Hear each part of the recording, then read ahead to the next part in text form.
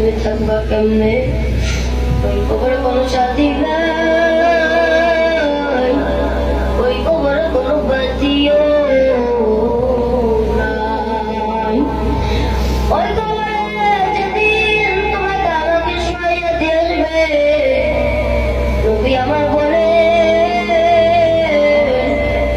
যদি তুমি আমি নামাজেলা হইয়া থাকি, তোমার আমার কবরের ভিতরে দুটা ফেরেশতাকে পাঠাইয়া দিবে।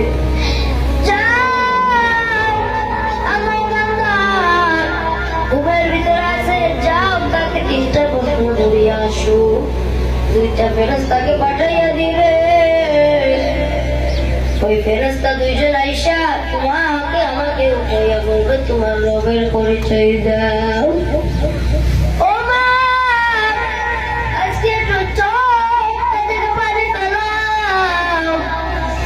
ওই খবর যে সময় জিজ্ঞাসা করবে তোমার রবের পরিচয় দাও, তখন তুমি আমি কি জবাব দেব ওই ফেরেশতাদের কাছে?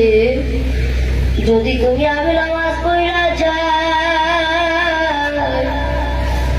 তুমি আমি জবাব দেব আমার রব আল্লাহ। সকলে বলি আল্লাহ আল্লাহ। তখন প্রশ্ন করবে তোমার দিন কি? নামাজ বলবো আমার দিন ইসলাম। আবার যখন বলবো তোমার নবীকে, নামাজেরা তখন বলবো আমার নবী হযরত মুহাম্মদ সাল্লাল্লাহু আলাইহি ওয়াসাল্লাম। আল্লাহ বলবো ফেরেশতারা দাঁড়ায়া রইছো কেন? তাড়াতাড়ি যাও আমার বান্দার কবরখানা জান্নাতের বাগান বানাইয়া দাও। আমার বান্দার যদি কোনো কষ্ট হয়, আমি আল্লাহ সহ্য করে থাকতে পারবো না, তাড়াতাড়ি যাও আমার বান্দার কবরখানা জান্নাতের বাগান বানাইয়া দিয়ে আসো। ফেরেশতারা আল্লাহর কথা মতো তোমার আমার কবরখানা জান্নাতের বাগান বানাইয়া দিবে। আর যে বেনামাজি,